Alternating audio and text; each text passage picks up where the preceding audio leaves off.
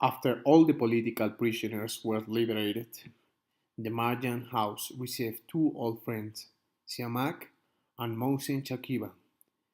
They were surprised because of the suffering and tortures his friends had in prison.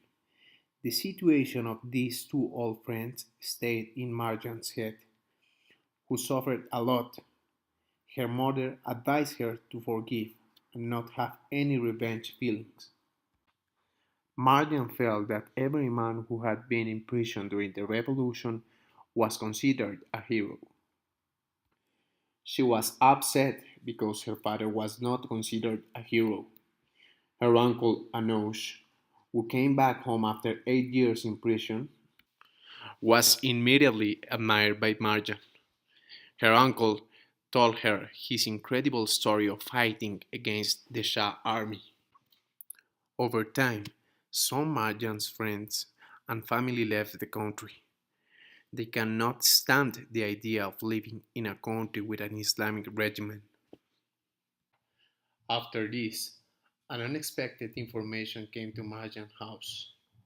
Mohsen Chavika has been murdered, and after his death, all the revolutionary leaders were murdered too.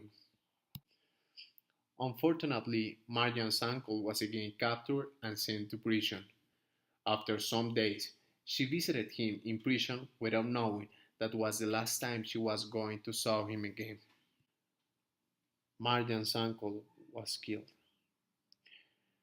The Islamic regime decided to close the university, and the use of a veil for women was required because showing the hair was a sexual provocation to men.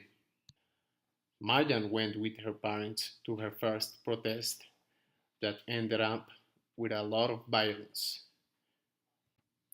Because of the difficult situation of the country, they decided to travel to Spain and Italy, since they felt that after some days, travel out of the country was not a possibility. When Marjan and her family came back from the trip, the war against Iraq started. Several air attacks were done, and there were not resources. Because of the bombs in the south, some old friends who lost everything arrived to Marjan's house, looking for some help. The heavens keys were promised to all young people who went to war. Marjans and her family were surprised because of the false promises and fanaticism.